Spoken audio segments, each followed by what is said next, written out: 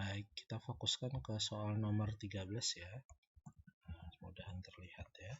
Oke, nomor 13 di sini itu adalah kita diminta mencarikan bentuk sederhana dari sebuah persamaan ya. Nah, dari bentuk bentuk aljabar berikut ya. Nah, di sini saya langsung saja lebih ringkas ya. Nah, kalau bertemu seperti ini, maka pian bisa yang pertama adalah menuliskan ulang soal ya. Kemudian pian bisa menuliskan sesuai urutannya. Nah, 3A. Nah, sekarang 3A ini temennya siapa? Yang satu suku. Berarti yang variabelnya sama-sama A. Apakah 2B? Apakah 7A atau 5B? Jelas ya, kalau 3A berarti dengan 7A juga. Nah, sekarang hubungannya dengan 7A apakah tambah atau kurang? Kita cek di 7A-nya. Oh, 7A-nya ternyata ada minus nih. Nah, maka hubungannya adalah dikurang 7A. Nah, 3A sudah kita carikan temannya.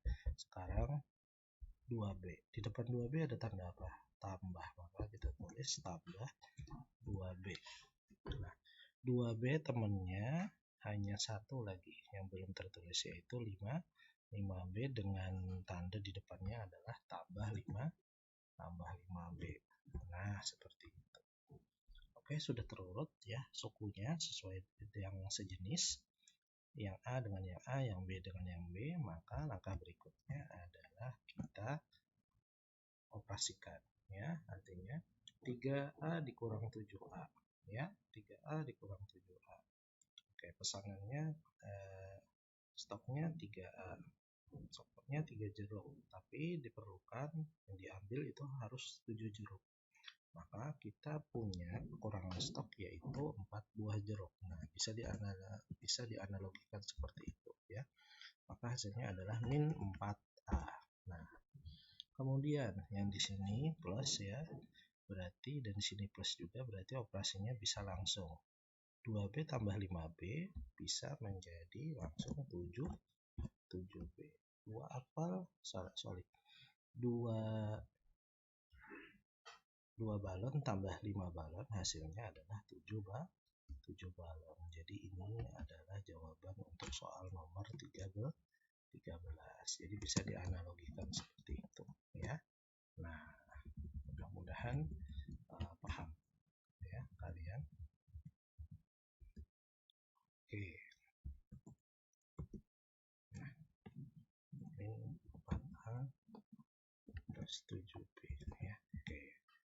Nah, selanjutnya kita ke soal nomor 14. Soal nomor 14 ini yang uniknya adalah kita kurang lebih sama, hanya berbeda di sedikit koefisien dari variabel. Kita masih main di A dan di B ya. Nah, oke, kita tuliskan ulang sudah. Selanjutnya kita operasikan ya. Kita susun. Awalnya 7A. Oke, teman 7A yang mana? Apakah 5B, apakah 10A atau 17B? Yang sama ya. Ini 7A berarti 10A. Nah, sekarang 10A ini tanda di depannya adalah tambah. Maka bisa kita tuliskan di sini tambah 10A. Selanjutnya setelah 7A baru 5B. Tanda di depannya jangan dilupakan ya. Min 5B. Nah, pasangannya hanya ini saja lagi, yaitu 17B tambah 17B. Nah, seperti itu. Langkah berikutnya bisa langsung mengerjakan ya. Bisa langsung dikerjakan. Nah, 7A tambah 10A sudah jelas ya. 7 tambah 10 berarti 17A. Nah, sekarang kalau yang seperti ini kita tidak boleh langsung 5B tambah 17B, maka nanti salah juga. Tapi kita harus lihat di 5B ini sifatnya apa sih? Apakah minus atau plus? Kebetulan kalau yang di soal sebelumnya kan plus ya.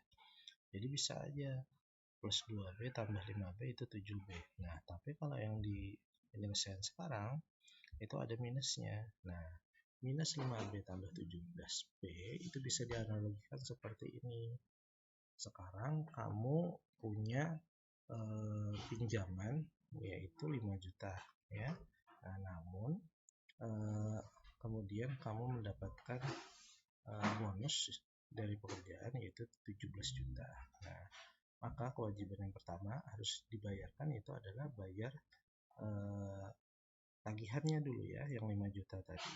Nah, maka tersisa uangnya atau tagihannya? Jelas uangnya ya. Nah, 17 juta uangnya, tagihannya 5 juta. Berarti yang tersisa adalah 12 juta ya. Nah, seperti itu.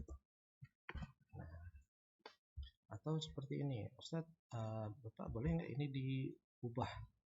Jadi 17B dikurang 5B. Bolehkah? Boleh. Boleh saja seperti itu. Ya. Yang penting di sini dalam bentuk tambah. Nah, kalau bentuk tambah itu bisa ditukar ya. Yang tidak sifatnya komutatif ya. Yang tidak bisa itu kalau dikurang. Nah, 10A dikurang 5B itu tidak sama dengan 5B dikurang 10A ya. Nah, tidak sama. Sama seperti ini. 3A dikurang 7A itu tidak sama dengan 7A dikurang 3A. Jadi kalau yang seperti itu harus dengan tanda-tanda. Selanjutnya kita ke nomor 15. Nah, soal nomor 15 ini cukup unik, yaitu kita kopas dulu soalnya. Nah, selanjutnya kita selesaikan, yaitu kita urutkan ya, min 3A. Oke, yang satu suku berarti min 7A ya. Kemudian 2B, kemudian dikurang 10B. Yang bisa diproses di sini adalah min 3A dikurang 7A. Min 3A dikurang 7A berarti minus 10A. Nah, kemudian 2B dikurang 10B itu berarti minus 8 ya.